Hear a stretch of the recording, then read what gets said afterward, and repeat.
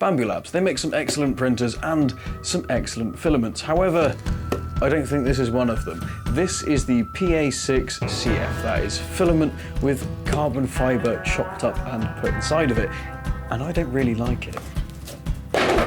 Let's do the good, the bad and the ugly. To be more accurate, I probably should have said dangerous, but that doesn't really have the same ring to it. Anyway.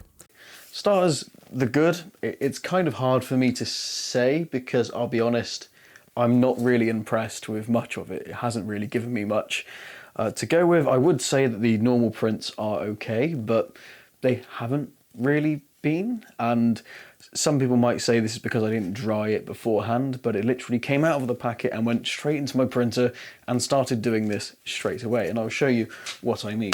It has this horrible sort of artificing stuff going on around it.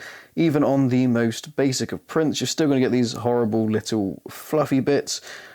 Maybe I need to dry it beforehand, but if it's come in a sealed pack, I don't really see why that's necessary. And I'll be perfectly honest, I don't even own a dryer because the normal stuff that I use, I've never had to do this. I can already hear the keyboards fluttering. Yes, but you can change this setting, or you can do this, or you're supposed to dry it, or you're supposed to do that. I don't want to have to do that. I just spent God knows how much on this filament. It should just work.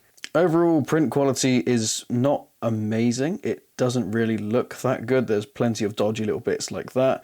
The details are pretty bloody blurry. Yeah, so all of these look kind of wanky. The Oxford definition of wanky is not very good. Kind of wank, I think it actually says. And these look terrible. Like they're really not very good. I think this might be one of the better looking ones. I would say the best looking stuff from this has been the simplest and most vertically printed things. Like the handguard there, that looks pretty good. It's not without its own little issues here and there, but that's the cleanest print I had. And then conversely, if you look at the grip here and compare it to something from PLA+, it's night and day. Both using stock settings set by Bambu Labs themselves. And the printing itself is pretty restrictive, and I'll get onto that in a little bit what I'm on about, because that's going to fall more into the bad category. Yeah, I really am kind of struggling to find the good, but this is one of the many failed airsoft gun receiver parts that I tried to print, and I'm going to let's just test the strength, shall we? Because as far as I'm concerned, it hasn't really got much going for it, so strength is going to be its only saving grace, and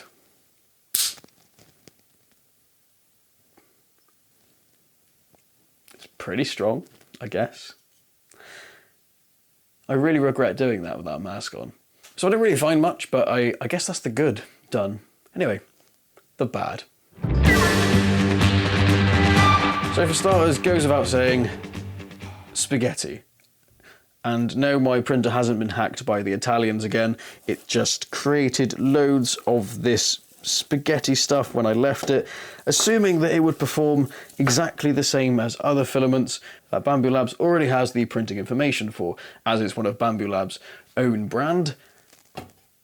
I kind of assumed that they would have it working perfectly, and it would just be plug in and play, and it's not a cheap filament, which is quite a big part of this. It's pretty damn expensive, and I want to just be able to put it on and not have to mess around with it. If I have spent the money on this expensive filament, I want it to just work, and it doesn't. Say you want to print something that's going to be as strong as possible, you want to increase the wool loops and you want to increase the infill density, then what that's going to do, and I will demonstrate with this receiver I've been working on, is it shrinks the filament. That's the wrong end. It doesn't line up properly. You can see there's a gap there, and that's because I have printed this with a higher infill rate and 4 wool loops, which causes shrinkage. So you can't do that, or rather you can't do that with the standard settings that Bambu Labs already have for it, which to me is kind of shit. And if we look at one that I've done with the standard settings and it isn't on fine, I didn't use anything, it's just bog standard, that is printed completely flush. A lot of the spaghettification of the prints is down to bed adhesion, which on the website it does advise that you use some form of glue. I've opted for hairspray, which does work, and I did find it helped in a lot of cases, but it still struggled in other areas outside of just bed adhesion. So there was still issues that meant it wouldn't print properly, and if your printing isn't quite small, it will really struggle. So for me, I find it annoying that I can't just plug in and play with it, and I can't just click different settings, like I can't change the printing quality to fine or high quality, which I want to do for these. This is meant to be a permanent thing that I'm making for the Airsoft Festival, and I want it to last a long time and obviously look as good as possible. But to be honest, it all looks kind of terrible. I mean, look at this. And yes, I know I could be fiddling with settings, but when I've spent so much money on this filament, I don't really want to have to do that. And it's another area where I don't see a reason not to just use PLA+. I feel like I would achieve very similar results with a fraction of the cost. And PLA+ always works, and you don't have to think about it. With this one, I was nervous almost every print that something was going to go wrong, and often it did, which is why we have our mound of spaghetti over here.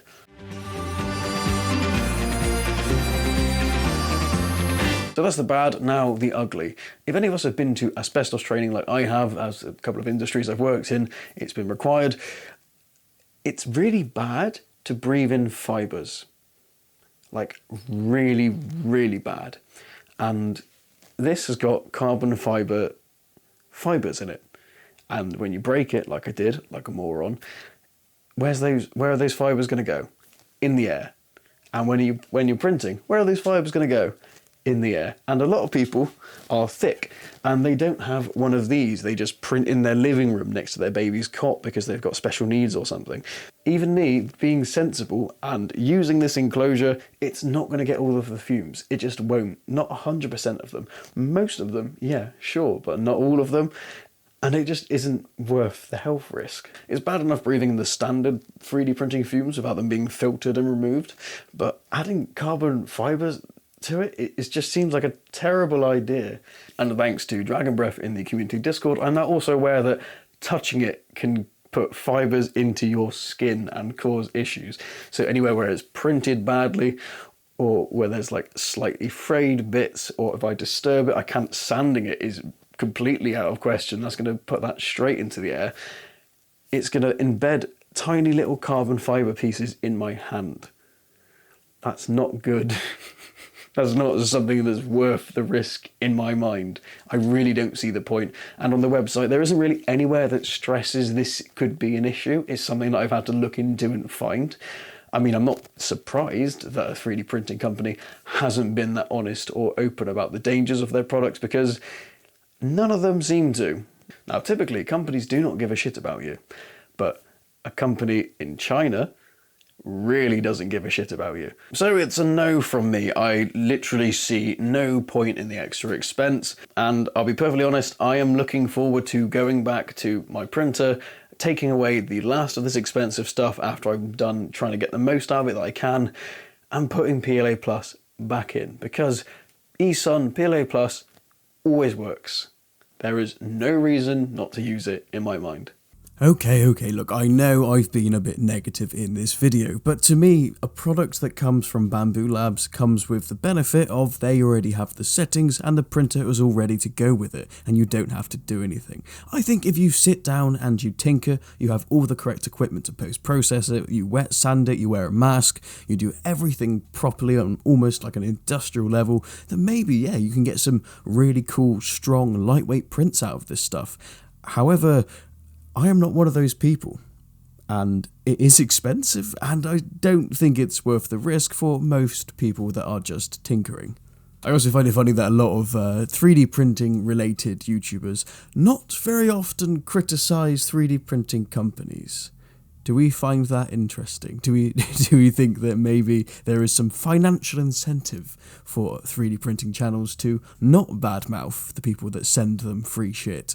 Maybe. But luckily for me, I am a tiny, insignificant channel, and also I don't really give a fuck, so there's that too. If you found this at all entertaining or helpful, please do what you can to give me a hand, because look at the channel, you can tell I need it. This thing is like trying to reanimate a corpse. Like the smash button, press other buttons, and I will see you very soon. Cheers.